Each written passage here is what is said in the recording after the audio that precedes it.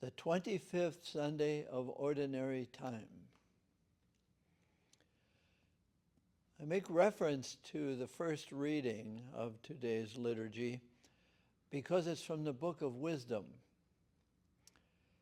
And it is a description that the gospel writers might have referred to because it's a perfect description of the resistance and the plans of those who are insulted or inconvenienced by the life of a just person, a person doing good works, the person who says the truth, and it's an inconvenience to those who plot against good. Is it a perfect description of the gospel? Be careful. It has its own entity. It is not a prophecy about Jesus, but Jesus does fit into it according to the gospel writers. So it's just a hint that it has its own meaning by itself. But the gospel today, and it has similarity to last Sunday's gospel, that Jesus is going along and he says, I'm doing good things and I'm going to be an inconvenience to others and they aren't going to like me and they will kill me, but I will rise. And of course the apostles have no idea what he's talking about. So they go along and they go into a house and Jesus said, oh, by the way, what were you guys talking about? And they didn't answer. And he said, you were talking about who is going to be first and last. Who will be the greatest? That's what they were talking about. And then Jesus is going to say something inconvenient for them. He's going to say the last are going to be first and the first will be last. And then he takes a child and puts his arms around him and says, if you receive a child like this, that's what it is to be a follower of mine. Well, what's going on there in that gospel? It's a beautiful gospel, actually.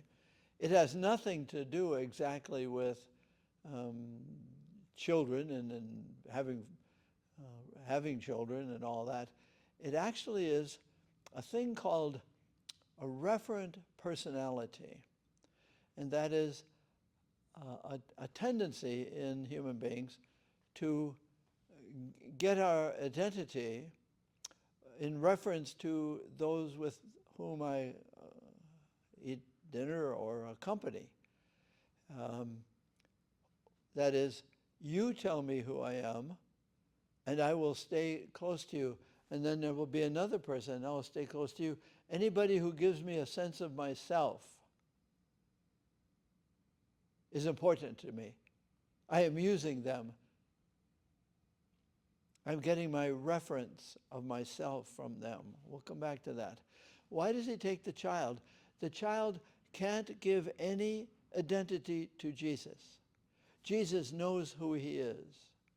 He gets his identity in his prayer, in his experiences, especially with the poor who can't give them his identity.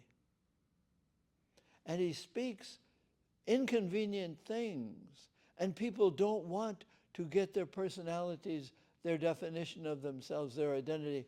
They don't want to get that from Jesus because he's an inconvenience to them. He insults them, especially the rich and the elders of the Jewish community. So he says, this little child isn't giving me anything about how great I am. If you, as my apostles, get your identity from those rich or powerful, and you feel good about yourself because you have a relationship with them or with her, you're getting your identity from false idols. and you become a false idol to yourself. So the gospel is really, if you know who you are, then you don't have to be first. You can be last in the eyes of others, and you can then express who you are rather than impress who you have to be, who you want people to think you are. And Jesus never asked somebody to give himself a false identity. He says, last week, who do people say I am? Well, some say you're a prophet, but I know who I am.